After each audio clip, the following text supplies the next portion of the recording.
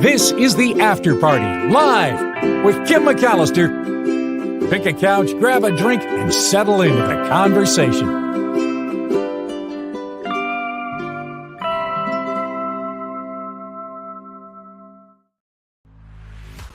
Hey everybody, it is the After Party Live. I'm Kim McAllister. Thank you for joining me on this Trivia Thursday. Woo! I have to thank you guys so much. Whichever of you in the universe are helping me push toward that 2,000 subscriber goal that I'm looking for. I'm now at a lot more than we were yesterday. I think yesterday it was 1,933, and we're now, I think, at 1,941. So that's pretty good. I mean, little by little, it's up, creeping up and up and up. So thank you so much, whoever's helping me post the short videos every day and asking friends to subscribe. You guys are super, super awesome. The PayPal information is in the bottom of the show description. It's also in the About tab of the After Party Live. Huge thank you to everyone who has supported the show. Janet R. with a really lovely contribution sponsoring the show today. So very much appreciate the help in keeping this show rolling. All right, it is Trivia Thursday, and today's trivia category is all about California. So that'll be fun. That's a little later in the show. But right now, I wanted to talk to you about something that the story I just popped up on SF Gate, and I thought it was kind of a sign of the times. This is a story about Q Health, C-U-E, Q Health. They manufactured these testing devices for COVID, and they sold them to Google and to other high-profile companies. Q Health, this California-based company, was once worth $2.3 billion. And today, word comes, they have laid off every remaining worker. They're based in San Diego, the medical tech device kind of company, and they're cutting their whole staff. They had 1,500 workers during the pandemic making and selling these devices, test devices, but now we have less demand for these COVID tests, and the fortunes, according to SF Gate, have changed for Q Health. And for more than a year, they've been kind of slowly whittling down the staff. They announced 230 workers were being eliminated in May. That cut everything in half, and now they're just getting rid of everyone altogether. So the company says that on May 24th, that's tomorrow, they will be issuing final paychecks to all employees written by the HR officer because of a mass layoff. And there they go. So they don't say what'll happen to the company's assets and the business itself, but it really indicates that this company is not going to be around anymore. So, sign of the times. I mean, on one hand, is it good that we're not needing so many COVID tests anymore and special devices? Perhaps. I mean, I still think people should test and try to keep it down to a minimum, right? You don't want to spread that stuff around. But I like that we're moving toward maybe a different focus in life, where we're not focusing on the PPE and the tests and the COVID tests and the trying to get the COVID test. So let's focus on something a little more positive, you could say. This is a story about the best hotel in America as ranked by TripAdvisor. And I have pictures of it. It's here in California. It's in Santa Monica, and it's called the Shore Hotel. The Shore Hotel is ranked as the best hotel in the whole United States of America. And it's not people voting based on popularity or really fanciness. This hotel, the Shore Hotel, is right near the Santa Monica Pier. And it's won the best of the best of the best Traveler's Choice Award from TripAdvisor's 2024. They do this every year, And the hotels that get the highest rankings receive a high volume of above and beyond reviews and opinions from TripAdvisors over a 12-month period. So they're really looking at reviews and how people rank it after they stay there. Of the more than 8 million listings on TripAdvisor, fewer than 1% received this honor. The Shore Hotel in Santa Monica has about a 4.5 rating on TripAdvisor with more than 6,200 reviews. So let's look at some of the pictures. For anyone thinking about staying at the Shore Hotel, it doesn't look bad. It's very concrete. It's not very cushy, maybe warm and inviting, but it's very clean and very stylish. Look across the street and there's the ocean. Great views from the rooms too, if you get an ocean facing room. Lobby's okay. Spacious. Got those modern weird orange chairs. They're friendly. That's more modern chairs in the lobby. There's the pool. I have to say, the pool's pretty nice. Look at that. The colors of the hotel are orange and turquoise. Now, this isn't too far from us, right? From all of us especially if you're in the Bay Area, or a lot of you are in Southern California, which, by the way, Mark is headed down to KFI for a shift later today. So make sure you turn on KFI if you're in Southern California. But this is a pretty nice looking pool. And they have nice little touches. Again, the turquoise and the orange. That's pretty cool. And the rooms look pretty good as well. They have a little restaurant down by the pool, which is across the street from the ocean. Go cocktail party after the pool. They have a restaurant there where the food looks pretty good. If you're staying there, you have your avocado toast and your salad. Very good. They have the gym. Best hotel in America. Now, I don't look at this as like that lobby wasn't very fancy to me, where, you walk into the Ritz and it's like chandeliers hanging everywhere. But perhaps it's more affordable. Maybe not anymore, since now that it's noted as the best hotel in America, everyone's going to be trying to stay there. But the rooms are well appointed, nothing super fancy, but clean. And that's one of the things people say on the reviews is that it's a very clean hotel. So, what do you think? You staying here? I think it looks pretty nice. What a great rating. I'm sure it's going to boost business. Guests were praising the hotel's ocean views, the spacious suites, the efficient concierge and valet services, stylish ambiance, the lush amenities. Multiple reviewers cited the pool and the poolside cafe as major bonuses to staying at the Shore Hotel. The TripAdvisor staff said they like the eco-friendly design, the modern technology, and the proximity to local attractions. And for animal lovers, this hotel is pet friendly. So here are some of the amenities it has. They have the fitness center, we saw that, the indoor-outdoor event space, the complimentary bike rentals, that's cool, you can bike at the beach or along the beach, right? Hotel representatives say a new restaurant and bar will be opening in the space this summer that offers a menu featuring local ingredients sourced right off the coast and the produce from local farmers markets as well. The Shore Hotel, the only Southern California lodging to make the list, but 2 hotels in San Francisco, Hotel Emblem, San Francisco, and Hotel Driscoll, Pacific Heights, landed at numbers 14 and 21 respectively. Other mentions here, the Luma Hotel, Times Square in Manhattan, the Five Pine Lodge and Spa in Sisters, Oregon, are rounding out the top 3. So it goes the Shore Hotel in Santa Monica, followed by Luma Hotel in Times Square, and Five Pine Lodge and Spa in Sisters, Oregon. Pretty good. I mean, if we're going to travel a little bit, why not?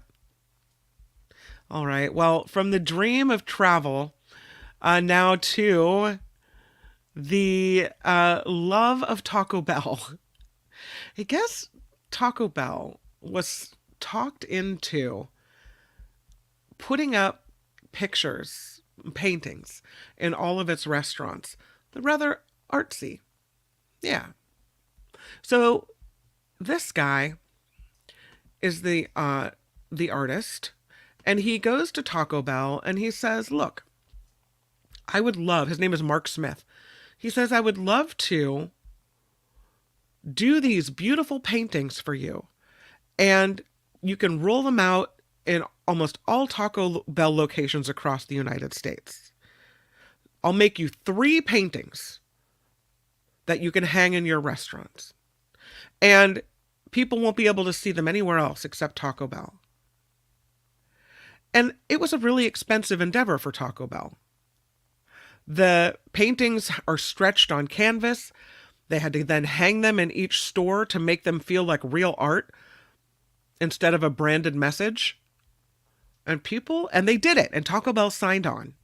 So Smith gets approval for this.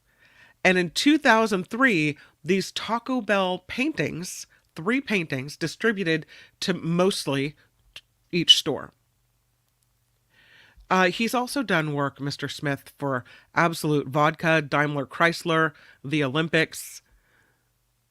And then he kind of did these paintings for Taco Bell, and he moves on.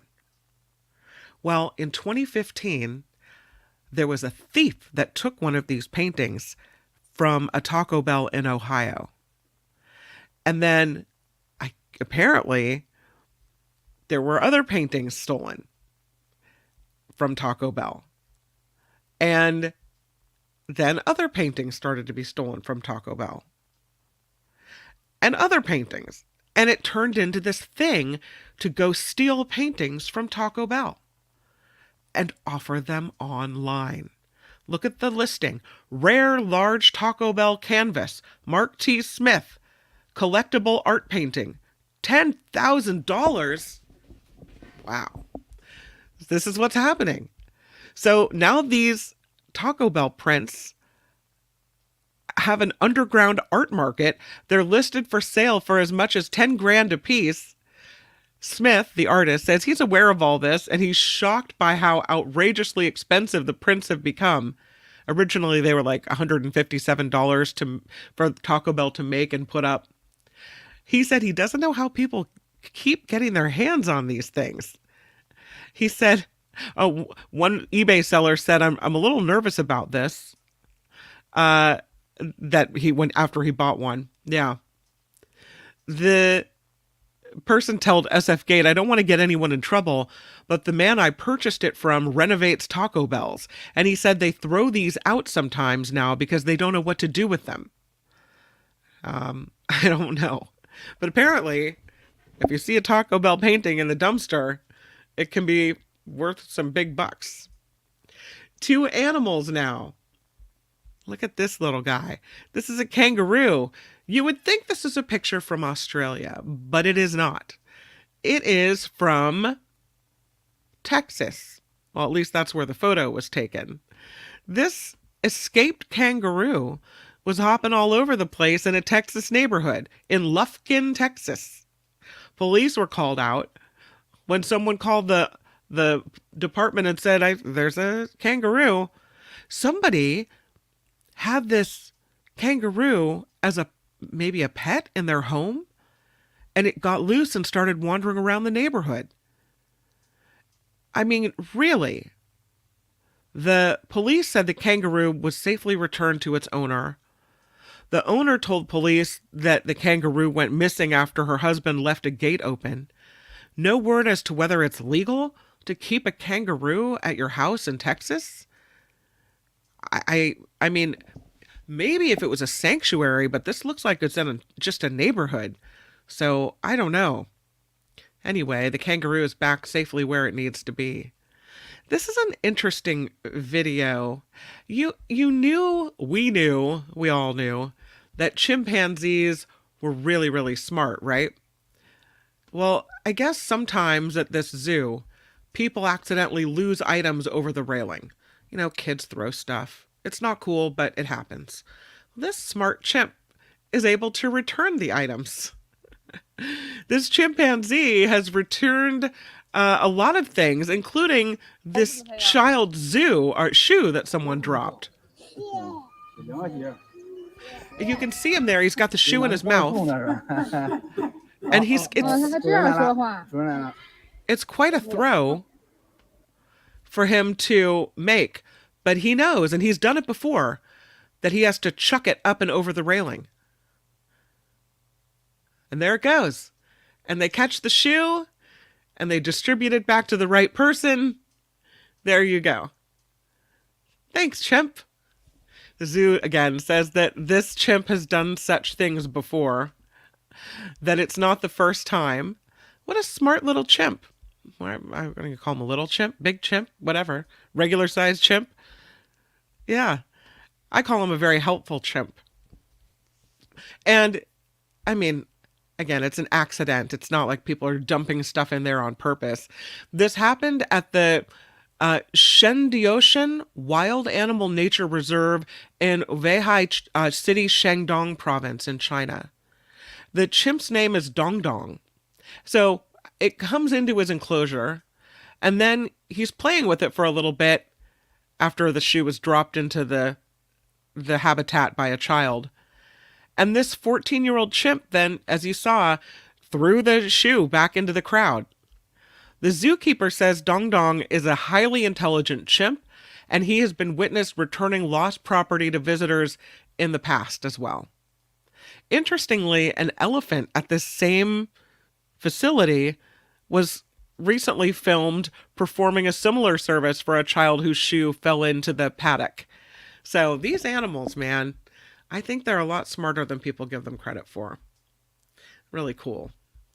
From chimps to Disneyland. Disneyland has this exclusive club. It's called Club 33. And you have to be really wealthy to get in here, or know someone that's really wealthy, because it's really expensive. It's also kind of secret. They make it hard to find on purpose. So usually I would say it's people that are wealthy and well connected that know about Club 33 in Disneyland. And they, for a long time, tried to keep it more on the down low, like a little secretive. You didn't even know it was there. Not anymore. Now everyone who didn't know about it will know about it, because it's going to be featured in, apparently, a movie.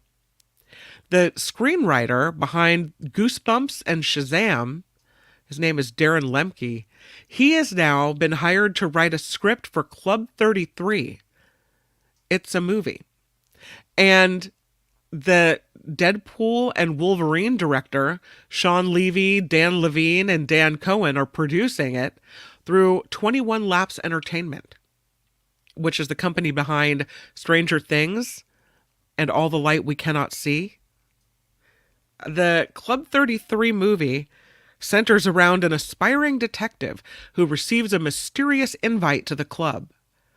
In the movie, the club is magical, an exclusive dining location whose members are iconic historical figures, and he has to solve this murder case.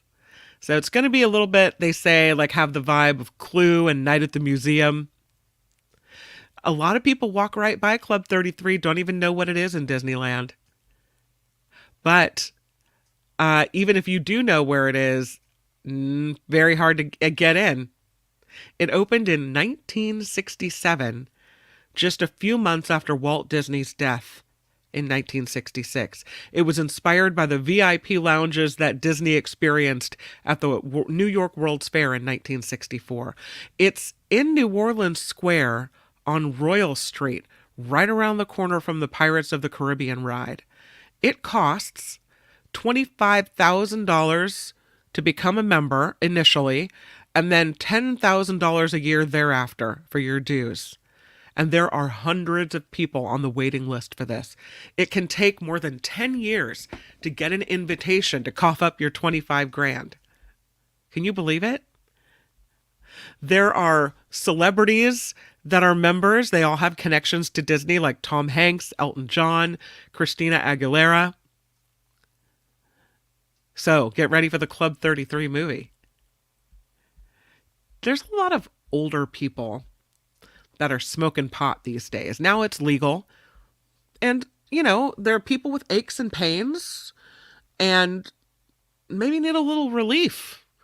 And so what you have is people that may have experimented with marijuana in the 60s and thought that the marijuana of today was the same as the marijuana of back then, finding that is absolutely not the case. That marijuana now is much, much stronger. And because of that, and because that's, I don't know if it's talked about that much, but cannabis poisonings among older adults have tripled, according to this new study. And that's because they don't realize the potency of it or the strength of it. So the study was done in Canada, and it's published in the journal JAMA Internal Medicine. And they say that edibles like baked goods, candies, beverages are increasingly popular, but some older adults may be unaware of the strength of today's weed. And they say little is known about the health effects of legalizing edible cannabis on older adults. And that's the age group with the largest growth in overall cannabis use after a year after dried cannabis flower was legalized in Canada. It's just different now. The medical health professionals in Canada say there's a bit of an age-related bias that many healthcare practitioners hold, that older adults are not using drugs. And the researchers say that's not true. That they found the largest increases in emergency department visits for cannabis poisoning were among seniors that occurred after edible cannabis became legal for retail sale in January of 2020. So they looked at the rates of emergency room visits for cannabis poisoning among older adults during the pre-legalization period from 2015 to 2018, and then the two legalization periods, October 2018 through 2019, which permitted the sale of dried cannabis flower only, and then 2020 through 2022, which marked the legalization of edibles. When people have cannabis poisoning, the symptoms are confusion, psychosis, hallucinations, anxiety, panic attacks, rapid heartbeat, chest pain, nausea, and vomiting. And during the 8-year study period, there were 2,322 emergency department visits for cannabis poisoning in older adults who were on average around age 69. 17% of those adults were simultaneously intoxicated with alcohol. About 38% had cancer, and 6.5% had dementia. Compared with the pre-legalization period, number 1, that saw twice a higher rate of ER visits for cannabis poisoning. So the researchers are saying that this study should serve as a cautionary warning of legalization of substances without adequate research, education, and counseling of users regarding the adverse effects and safe usage, particularly in older adults.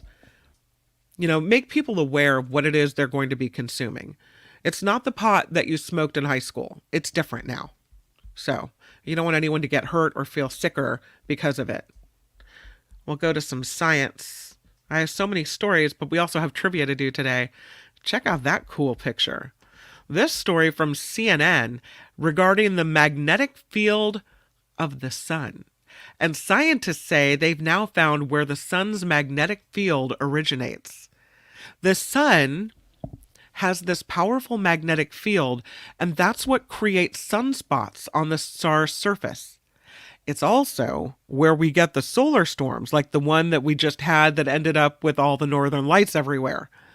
But how the magnetic field is generated inside the sun has been a bit of a mystery, and is something astronomers have been looking at for a long time. Researchers behind an interdisciplinary study are putting forth this new theory now. It's published in the journal Nature yesterday. In contrast to previous research that assumed the sun's magnetic field originates from deep within, they suspect the source is actually closer to the surface. So they developed a model they say could help scientists better understand the 11-year solar cycle and improve the forecasting of space weather.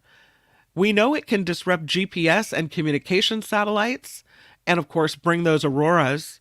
And we know that it's really hard to predict when it will happen. They say sometimes they only have 45 minutes notice that something like this will happen. So the work proposes this new hypothesis for how the sun's magnetic field is generated, and it better matches solar observations, and they hope could be used to make better predictions of solar activity. This from Northwestern University's McCormick School of Engineering and a member of the Center for Interdisciplinary Exploration and Research in Astrophysics. How'd you like that on your resume? They say we want to forecast if the next solar cycle will be particularly strong or maybe weaker than normal.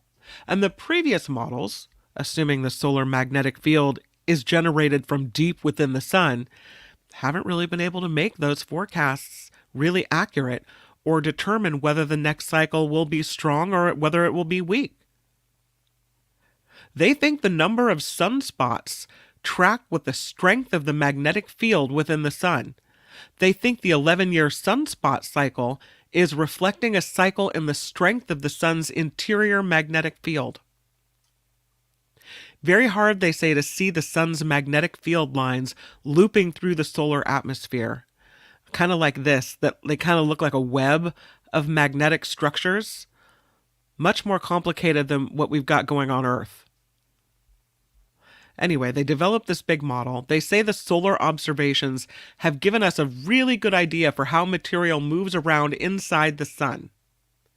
That they've been able to solve equations to determine how the magnetic field changes within the sun due to the observed motions here. And no one had ever done that calculation before because no one knew how to efficiently perform the calculation. And that's why they brought in people from all different disciplines to help with it. So interesting. Now it's a theory. We don't know where the magnetic field is generated from, whether it's deep within or whether it's closer to the surface. But now there's a question. Here's a really interesting story, and it's about nightmares. There is a story on CNN about how nightmares, like horrific nightmares, could signal the initial onset of some chronic diseases. You just think a nightmare, is kind of like something's going on with you, maybe mentally, or maybe it's just happened to be your mind got carried away at night. I don't know.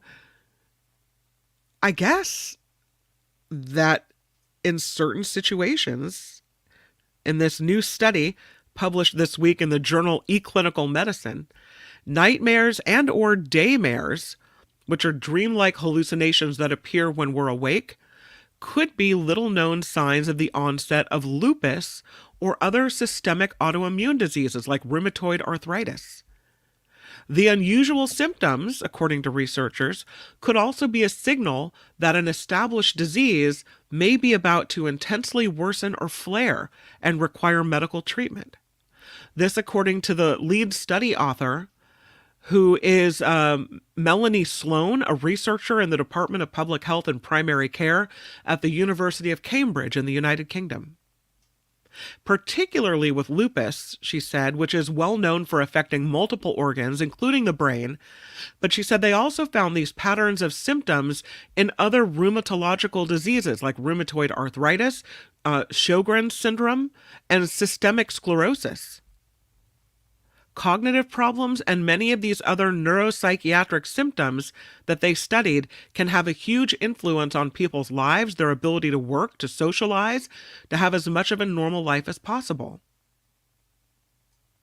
The assistant professor of sleep medicine, psychiatry, and behavioral sciences at Northwestern University's Feinberg School of Medicine in Chicago, not involved in the study, but said in an email that she was really happy to see the study focus on nightmares.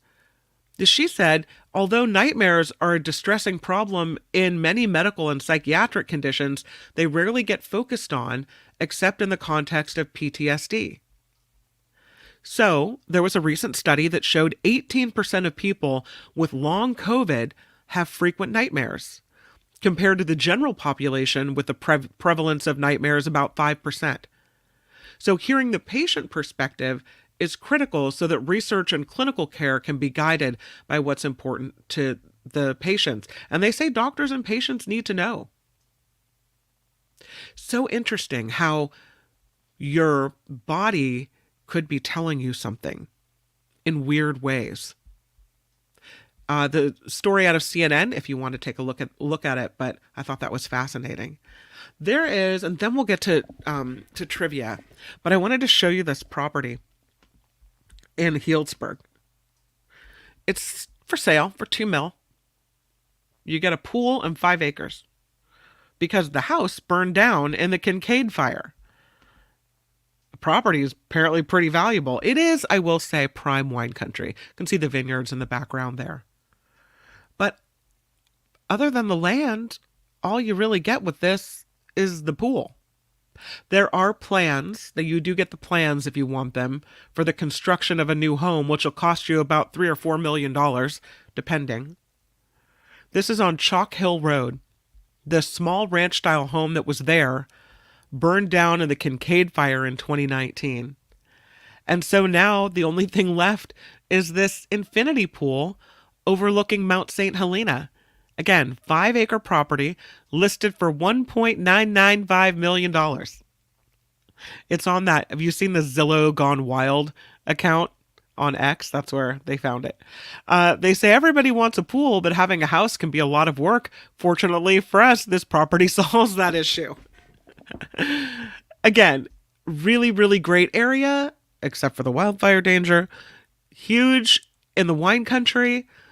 The land wonderful for growing wine grapes, and you do get 5 acres. But again, $2 million and all you get is the pool and a burned out 5 acres? I don't know. Again, the contractors estimate building the planned home on this property will cost nearly $4 million. So, and there are homes that in this area that are built and ready to go that are selling for $8 million. So maybe it's a deal. $4 million for the house, $2 million for the burned out land and the pool, $6 million. If I had $6 million, you know where I'm not building? In a fire zone. In California, that's hard, but there are some areas that are safer than others. Granted, I live in this county, and this is a beautiful area. I mean, look at that view. And you're amongst the vineyards. It's beautiful. But every wildfire season, or even when it's not wildfire season, you're worried. Look at all the brush you would have to clear away from your house. Danger, danger, danger. Yeah. All right.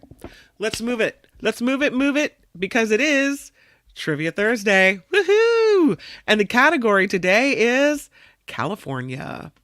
All right, I'm going to the chat. Here you are. Is there electricity in a well? I don't know. If there is, what's going on there? Park your RV next to the pool for $2 million? I mean, I like the way you think, John. You know, you solve a problem like that. That's great. $2 million. Come on now. I don't think that is. I think that happened in a different area in Santa Rosa in Fountain Grove. But I know the story you're mentioning, Maud. That was pretty awful. Okay. On to happier topics, because here we go with Trivia Thursday. I need a sounder is what I need. I need Trevor Starr in Hollywood to bring me some sound. But let's start with it. How well do you know the state of California? And I don't want to assume that everyone is a Californian, but I know many of us are. So there are some of these questions that might seem easy because you live here, right? But maybe some aren't so easy. I won't ask you the capital of California, but I will ask you this question. What is the annual event that draws cosplay lovers dressed in elaborate costumes to San Diego every single year? What's the name of it? That should be, we'll start with kind of a softball.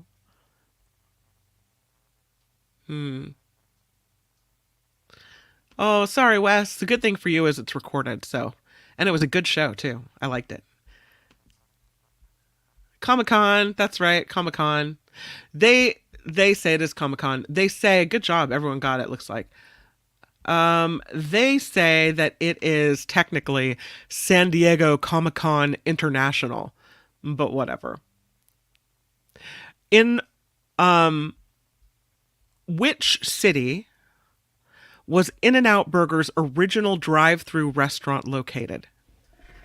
And where was In-N-Out Burger's original drive-through restaurant located? Don't look it up. You got to know it. Come on, Californians. Vomit Con. I got a San Bernardino from Luis. I got a Huntington Beach from Jim. I got a Los Angeles. I got a Santa Monica, a Ventura, a Campbell, another Ventura. I will say it's in Southern California, but I haven't seen the right city yet. It was not on Higgenberger, Mo. No, it wasn't. It would have closed down. It did close down. That wasn't the original. All right, I'm giving you the answer. Not Malibu, Ren. The original In-N-Out was located in Baldwin Park, California, in the Los Angeles area. Baldwin Park. So I guess whoever said Los Angeles, we'll give it to you. Was that Wes? Yeah. All right. Baldwin Park. That's where it was. Okay, next one. What California National Park features Ribbon Falls, which is nearly 10 times higher than Niagara Falls? Which California National Park features Ribbon Falls, which is nearly 10 times higher than Niagara Falls? It is indeed Yosemite. Jim says Yosemite. Deidre says Yosemite. Well done. Ren, SJ Lola. No clue, says Wes. Viewfinders, Yosemite. Nice. All right. Born and raised in Compton, California, this famous rapper began his career as a teenager performing under the stage name K-Dot. Who is he? Born and raised in Compton, famous rapper. When he was a teenager, he went by the name K-Dot. Who is he? No, not Snoop. Not Ice-T. Not Dr. Dre. Not Ice Cube. Diddley Squat. That's a good name. But no, it wasn't Mr. Diddley. The correct answer is Kendrick Lamar. Kendrick Lamar. Next question. Prior to the state of California jumping into the coffee game, which state was the only one to grow coffee on U.S. soil? Before California got into coffee, what was the only state to grow coffee before Cali? Yes, it is Hawaii. John Watson, throwing it down. John Slade as well. And Karen. Well done. Here's a question for you.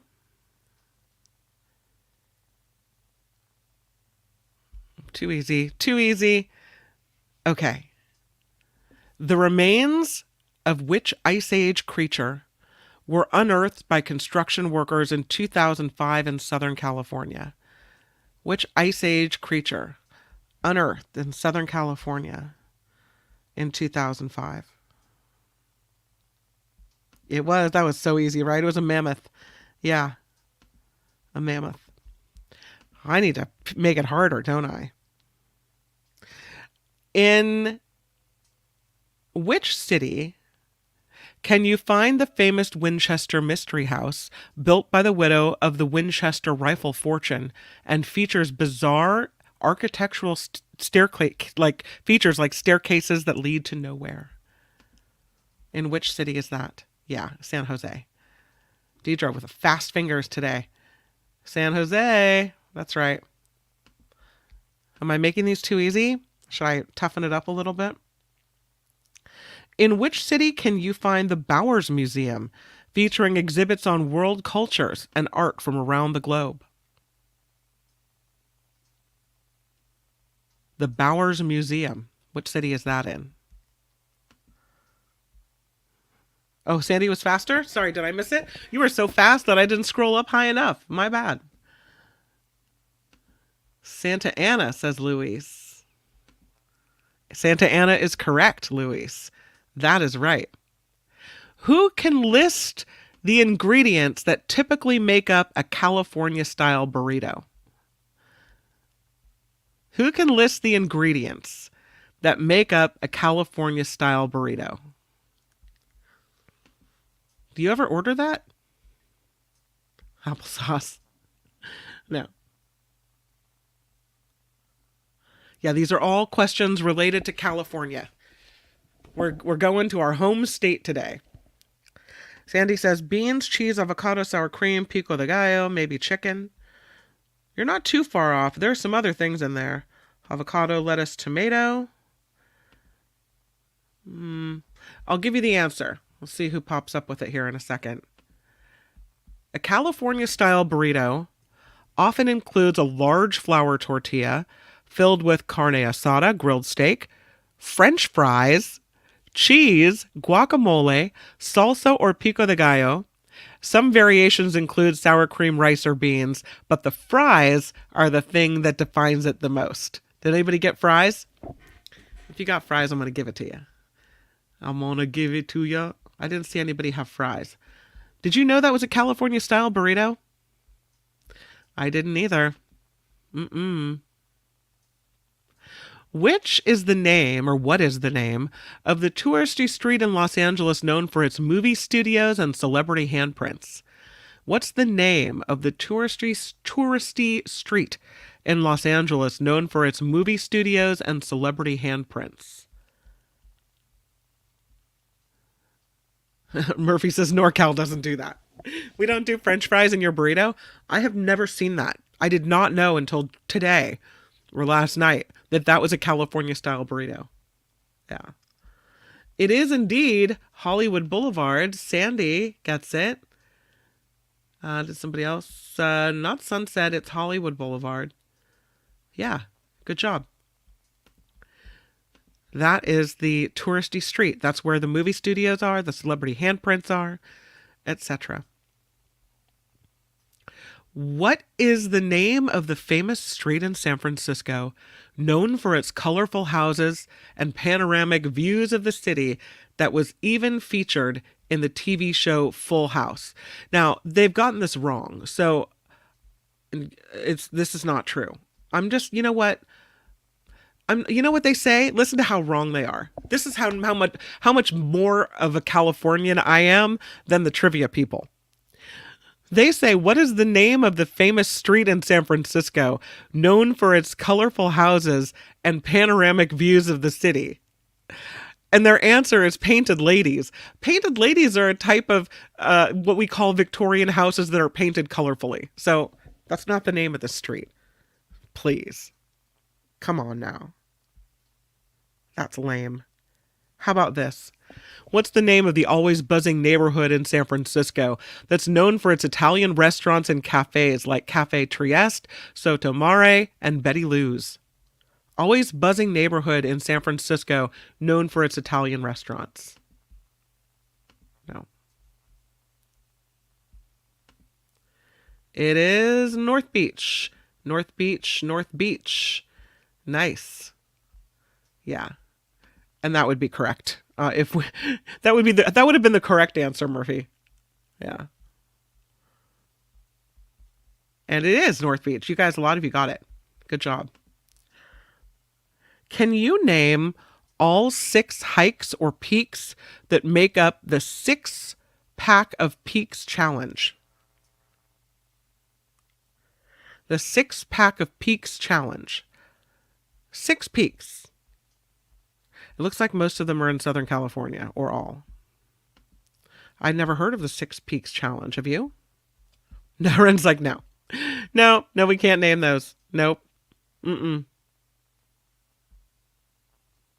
last I checked, it is still open, but I haven't been there in a while, so I'm not sure.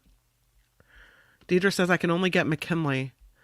The answers are Mount Wilson, Cucamonga Peak, Mount San Antonio, also known as Mount Baldy, San Bernardino Peak, Mount San Jacinto, and San Gorgonio. Those are the 6 peaks. What 1974 film stars Jack Nicholson as a private investigator hired to investigate a case in 1930s Los Angeles?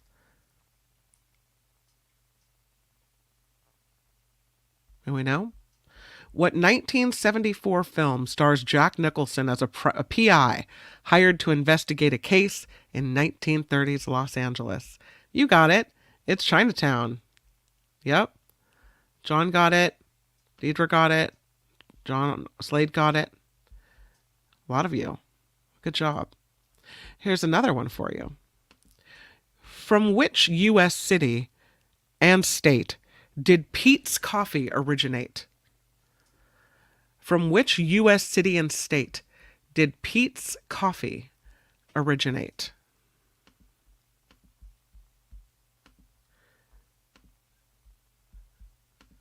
It was in, yeah, you guys know this one. Good knowledge. Berkeley, California.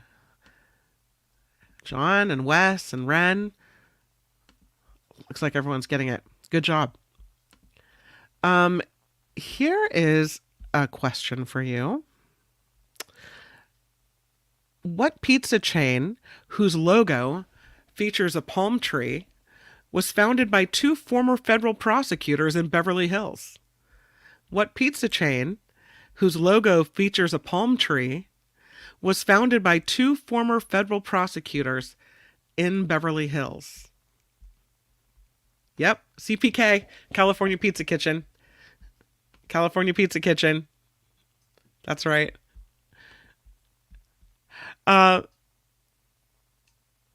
What California company introduced the first pocket calculator, as well as a successful line of computers, printers, and peripherals? We're looking for the California company that introduced the first pocket calculator, as well as a successful line of computers, printers, and peripherals. The correct answer is Hewlett Packard. So let's go through it. Gordon, right off the top. Well done. HP. Who else gets it? West. SJ Lola. A lot of you guys got it. Yeah, nicely done. All right. Next question. Which famous California-based director, producer, and writer attended the opening week of Disneyland in 1955 when he was 11 years old? Which famous California-based director, producer, writer attended the opening week of Disneyland in 1955 at the age of 11? I did not know this.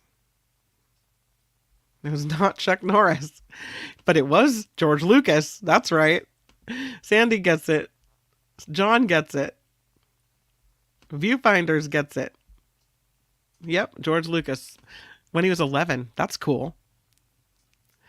What small city lies in the corridor between Berkeley and Oakland in California's East Bay? The Bay Area's East Bay. What small city lies in that corridor right between Berkeley and Oakland?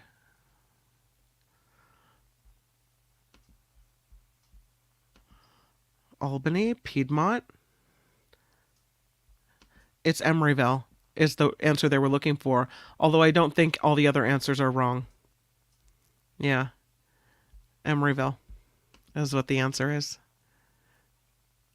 What song sung by the Beach Boys talks about the joys of surfing and cruising down the Pacific Coast Highway in California?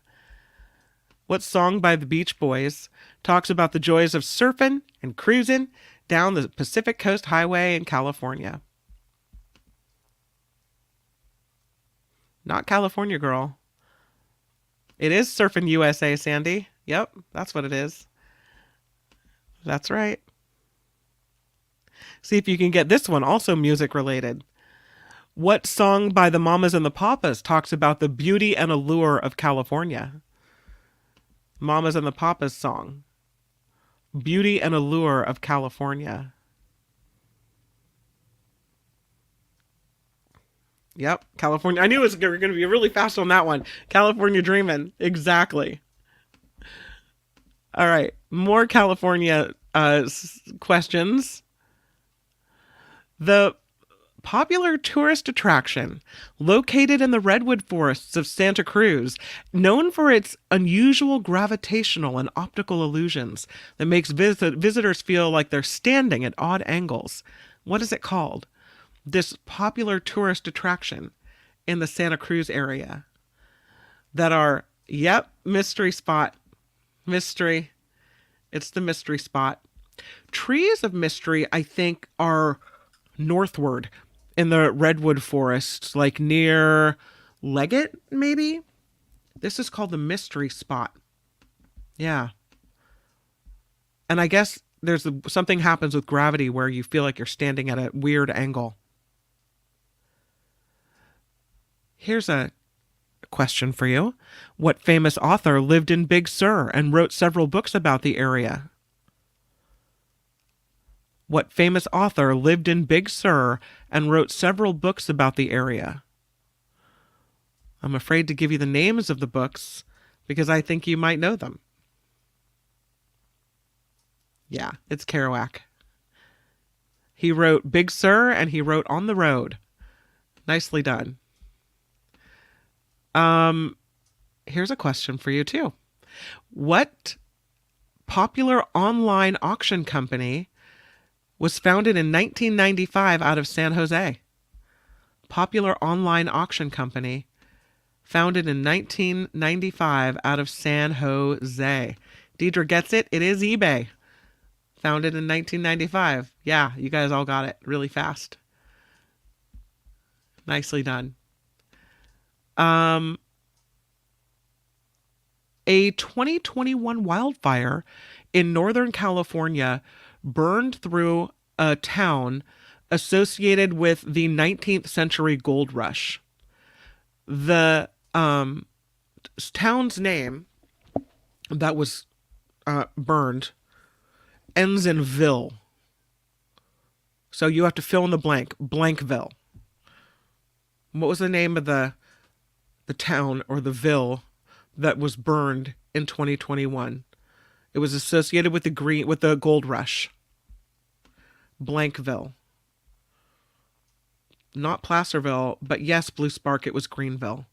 Greenville burned up in 2021, sadly.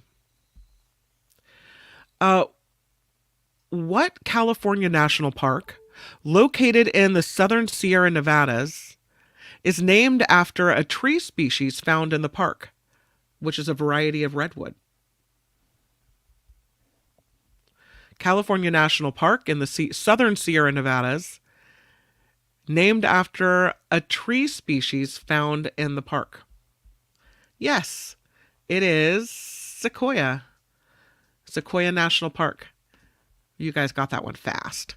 My California questions must be on the soft side. I don't know. What online retailer of mattresses founded... I shouldn't say that because you guys are actually really quick on the uptake. What online retailer of mattresses founded in California in 2016 sounds like it might be just as appealing to hummingbirds as to humans? Online retailer of mattresses founded in California in 2016. Not Sleep Train, which I think is now Mattress something. I don't know what it is. Nest? No. Good answer, though. I like the way you think, Deidre. Nectar. It's called Nectar Sleep. That's correct. Nectar Sleep, Murphy. Murphy gets it. Nice. The University of California, San Diego's library is named for a writer who would be better recognized by what pen name? It's the Theodore Geisel Library at UC San Diego. Better recognized, this author, by what pen name? Dr. Seuss. S.J. Lola for the win on that one. Yes, Seuss. You got it. You guys got it. All right. Marvin Gaye and Helen Reddy lent $25,000 to help a friend open a cookie store in Hollywood. What was this friend's last name that also lent to the rhyming brand of this famous product? Marvin Gaye and Helen Reddy kicked over $25,000 to help a friend open a cookie store in Hollywood. It was not Mrs. Fields or Wagon Wheel, but it was Amos, famous Amos. Yep, famous Amos. That's right. I didn't know that famous Amos was helped out by celebrities. Every spring, the Boysenberry Festival juices up a theme park. Their namesake birthed this hybrid fruit. What theme park is it? Every year, or each spring, the Boysenberry Festival juices up a California theme park. What theme park is it? It has to be not, and it is. It is not. Knott's Berry Farm, not. Knott's Berry Farm, Knott's Berry Farm. Yep. Well done. Good job, you guys. Large natural history museum located on Music Concourse Drive is the California Beep of Sciences with an OSHA rainforest among many exhibits. So you've got to fill in that blank. The California Beep of Sciences. It's also the name of the philosophy school founded by Plato in Athens. Minus the California part. This kind of easy one. Yeah, the word we're looking for is academy. Gordon got it. Academy. Hall was a good guess, but it's the Academy of Sciences. Yep. The Ivanpah Solar Power Facility, which is the largest solar power plant in the world, is located in what California desert? The Ivanpah Solar Power Facility, the largest solar power plant in the world, until maybe recently, is located in what California desert?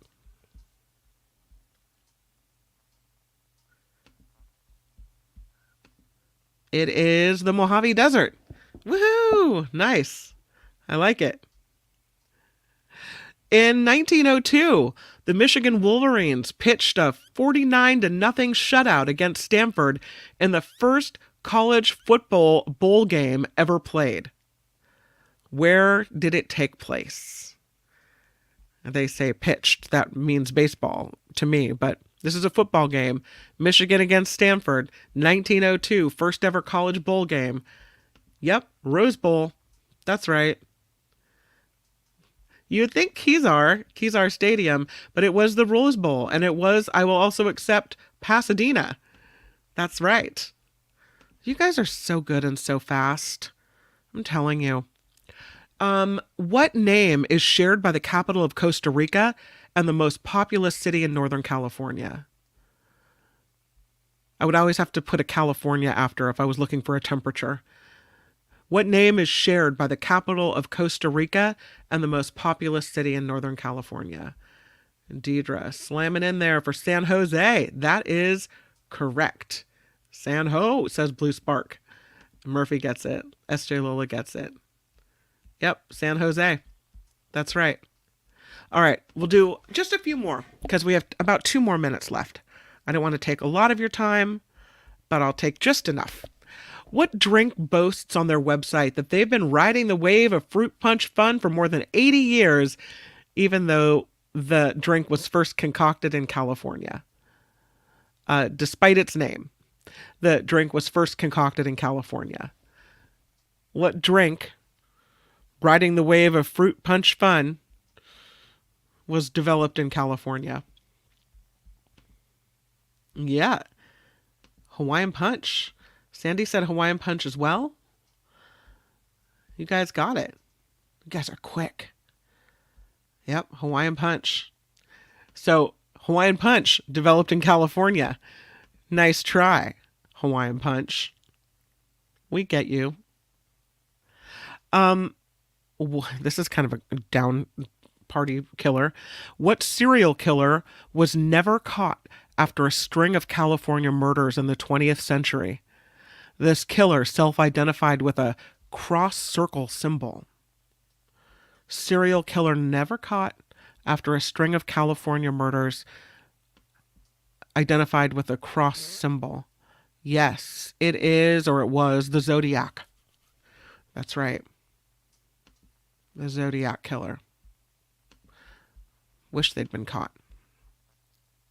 When measured by total acres impacted, the largest of what California natural disaster occurred in Ventura and Santa Barbara counties in December of 2017? I would argue that since this question has been written, there have been larger. We're looking for what type of disaster. I'll read the question again. When measured by total acres impacted, the largest of what California natural disaster occurred in Ventura and Santa Barbara counties, December of 2017? And again, I think that maybe it was fire. Was a fire. Wildfire is right. If you said fire, you are correct. And if I don't click your name first, even though you got it first, it's because I'm having to scroll back up. So I'm trying to click on the right answers along the way, which is why, if you wonder why, like, why is she clicking on that one when it wasn't first? That's why. Named for a brand of toys, what chain of theme parks has locations in Denmark, California, Dubai, and the UAE? Named for a brand of toys, what chain of theme parks has locations in Denmark, California, Dubai, and the UAE, among others? Yeah, you guys got that fast. It is Lego. Legoland. Lego, Lego, Lego. Good job. Legoland is pretty fun, I have to admit. Kind of like it. Sacramento hosts Epi's Great Race. It's a triathlon that swaps out swimming with a ride in what palindromic watercraft? Epi's Great Race. The triathlon swaps out swimming with a ride on what kind of watercraft? Oh no, Deidre hates Legoland. I like the water park. It's kind of relaxing. It is a kayak. Murphy and SJ Lola and Blue Spark and John. It's a kayak. Absolutely. All right. We're coming to the end of this fun California trivia party. 3 U.S. states collectively account for more than half of all domestic refining capacity. California and Texas are 2 of the states. What's the third? 3 U.S. states collectively account for more than half of all domestic refining capacity. California and Texas are 2. What would be the third? I've got Alaska, a Wyoming, an Oklahoma, a Pennsylvania, a New Jersey, a Utah, a New Jersey, a Texas, an Alaska, but it is Louisiana. That is the correct answer. John Watson. Woohoo! Well done, John and Josh and Deidre. Yeah, it's LA. LA as in Louisiana. In May of 2021, in Oakland, Epic Games fought an antitrust lawsuit against what giant tech company over its removal of the Fortnite app from its app store? In 2021, in Oakland, Epic Games fought an antitrust lawsuit against what giant tech company over its removal of the Fortnite app from its app store? Yes, the correct answer is indeed Apple. Well done. Apple is the answer. Well, you guys, thank you for playing trivia on Trivia Thursday here on the After Party Live. You guys are awesome, and you're Knowledge astounds me every single week. On the way out, if you could click the like button, I would so appreciate it. And if you haven't subscribed, please do, because I am just making my way up to 2,000. Oh, I got a letter from the AARP. Look at that. How old am I? I'm making my way up to 2,000 subscribers. And so I really appreciate all the help that you guys always offer in getting there. Thank you for being here. Of course, it's Friday Eve, which means tomorrow we have some great shows prepared for you. We tape the Nikki Maduro show and it runs a little bit long. So that's kind of a good thing, I think. That's really fun. It starts at 10 o'clock tomorrow morning. The Mark Thompson show at 11. And of course, Friday Fabulous Florida, super fun. We'll have Michael Schur. We'll have Michael Snyder. It's going to be a great show. And then we're back here on the After Party Live for the Friday show. So thank you. I hope you'll join me tomorrow. Go out and make it a great day the rest of your Thursday. And I'll see you back here on YouTube tomorrow. Thank you again, everyone. Bye-bye. And thanks for playing the trivia with me as well.